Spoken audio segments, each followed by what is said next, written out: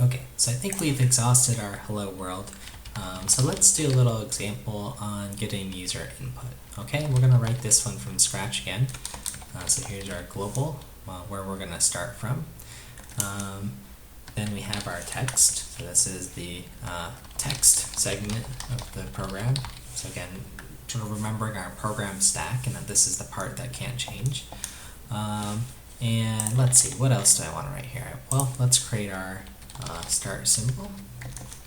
Let's sort of set up our stack here, moving RSP to the RBP, the base pointer. And we want to pop that, right? So we want sort of some symmetry here. Oops, RBP. And let's go ahead and write that exit procedure. So let's create a label for exit program. And I'm going to just write it up here. So move Q 60 into RAX and move Q 0. We'll assume a successful exit into RDI. If we want, we can put these nice sort of constants here. Exit is 60. So I'm going to use that again. I liked having that sort of clean setup. Move this here. And since I'm doing a syscall, I also want to return here. And let's make sure we can call this exit procedure. Oops. Okay. And let's just start with this much. Make sure that everything compiles. GCC-C, or rather input -C-G. And oh, let's see, looks like I've got some junk at the end of line 1. Occasionally I add these semicolons here. We don't need that. Let's run again. Looks good. And then I want to use LD for the input. The O file we generated. I'm just going to call this one input again. Input does nothing. Okay, so far so good. Okay, so I've got this sort of set up for a skeleton of the program. Now let's actually get some user input. So this is going to require using a different system call. Now one thing I want to do is I need somewhere to store the input. Okay, we've learned about the data segment in the past, where we can read and write data that's been initialized. Data that hasn't been initialized actually goes in the .bss section. Okay, so I want to load some data here. I'm going to call it age and .skip and 16. Okay, so what this does is allocates room for 16 bytes. Okay. Let's figure out, what that skip directive is again. Okay, so let me load up our directives here. So I'm going to bring over that window, and let's do a search for .skip. It says this directive emits some size in bytes of each value fill. Okay, so fill, size, and skip. How many did we fill here? Well, 16. And if we don't put in anything, then there will be 0. Okay, and it's saying that this is also equivalent to the sort of space directive.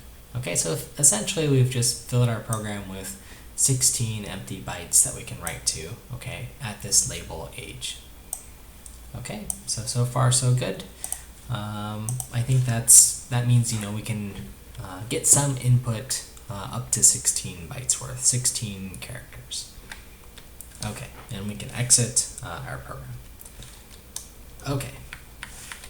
Oops, and let me make sure I don't mix this BSS section up with our text section. Okay, so there we are. Now let's actually work on getting the input. I'm going to call this program, what's my age again? So let's get our age, and I'm going to move Q 0 into RAX. Well, what's the 0 instruction?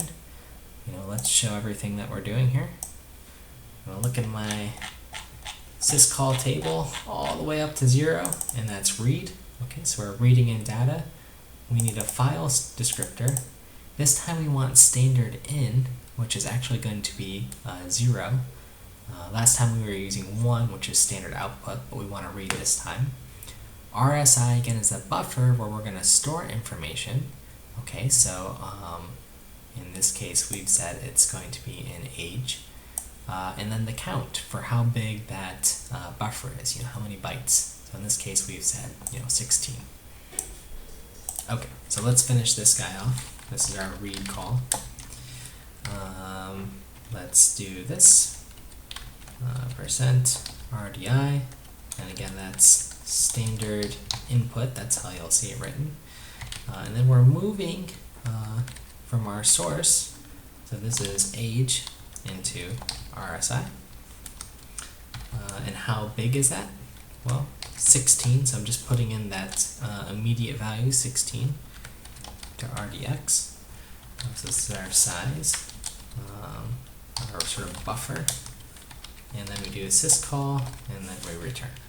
Okay, so let's go ahead and make that call. We get age. Let's recompile, relink, and do input. And you'll notice my cursor is just sort of waiting. Let's see, I'm 12,345 years old. Enter, and our program exits. Okay, so that's on input. And let's do one more step, since we know how to do it for just writing out what that input was. That can sort of confirm, what we've done. Okay, so we got our age. Let's print age next. And we actually know how to do this. We just need to modify our age a little bit. So I'm going to copy this. And remember, this is a write call that we want to do. That was our first syscall. We want to write to standard out, which is 1. And then we're moving into a buffer, age, so whatever we've stored in there, into RSI, and that remains 16 bytes. Right, that 16 matches the 16. Okay, so let's go ahead and get our age, and then do our write. So print age, and continue forward here. Okay, so what are we? 1, 2, 3, 4, 5, and then we get 1, 2, 3, 4, 5 after. Okay, so that's a little bit on how to read input and write input out.